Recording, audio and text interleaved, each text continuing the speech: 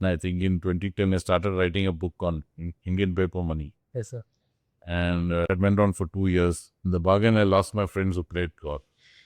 And then post the book, I developed a backache, sciatica. So I couldn't go play golf anyway. So I said the best thing is when you get up in the morning, what do? Irritate your wife at home? Or go and take some pictures. So I said, let me take the camera and go and take some. So which is your favorite bird? The two-legged one, like tiara. What's the name? Tiara. Yeah. Yeah. Favorite. So the timeline that you gave us, that you graduated college in 75, by 81 you were buying land, by 82 you were establishing a business. Do you feel that that's even possible in today's world? Because Anything is possible. It's only that you have to make up your mind. Only in those days, yeah, you needed less money to do it. Now the money required to do your business is a lot more. That's why they call it startups and funding, and they have all these names. Yes. In our days, we never had any such thing. It was only your integrity that helped.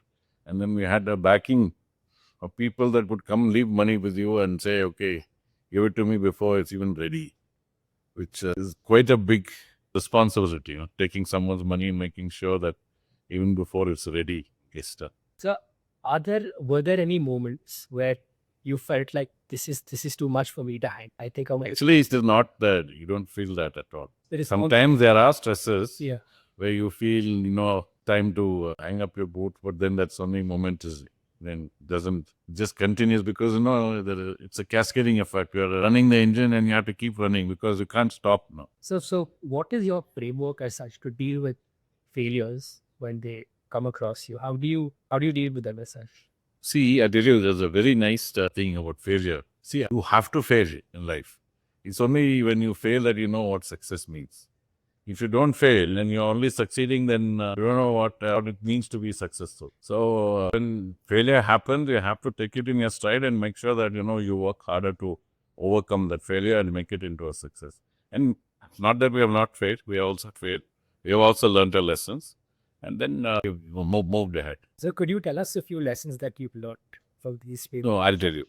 The lesson, more than lessons, I'll tell you a few things that you need to look at most important. Yes. One is honesty, integrity, and people should learn to trust you. Trust is something that can be broken in a second, can take years to build and take seconds to break it.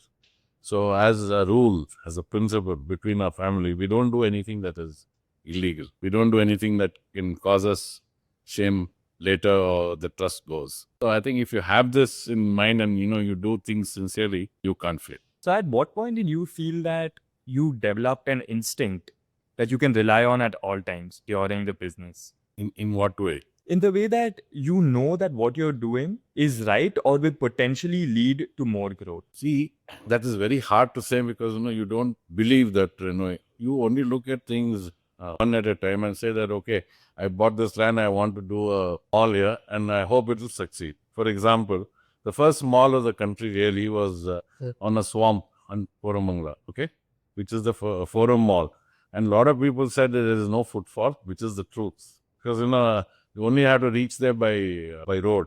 There was no traffic, no footfall, no pedestrians walking. He said that's sure shot it's going to go. But it was the gut and determination that, it will succeed, it succeeded. For some reason, it didn't succeed. I only had to change from a mall to an office building or a hotel or whatever. But it was a chance that you have to take.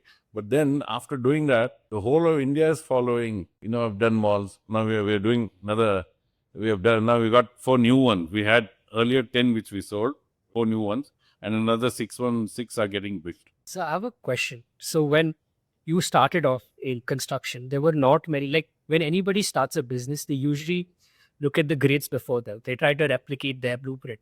When you started off, was there anybody you looked at? No, there wasn't like that because no, there was not many people in the construction business. But there were a couple of earlier. There were some stalwarts were there. I'm not saying they weren't, but they had a better head start than us. But only unfortunately they didn't continue. They stopped somewhere and they gave up. And only thing is that we persisted and we reached where we reached. And it didn't stop with just building homes. We do homes, we do offices, we do IT, we do hospitality, a lot of hotels, Yes. malls, plots, the works. So it's just that we have a bouquet of things that we are doing. So if one thing doesn't work, something else is working. So after so many years of being in this industry, in all the projects that you mentioned, which are the ones that excite you? See, the one that excites, not excites, as excited us is, for example, this structure itself. Yes. Yeah. This is our own in the sense that we had a office prior to this. This is our own in the sense that we had a office prior to this. 5 years back, we moved from there to here, Falcon House on Main Guard Crossroad. That wasn't a building.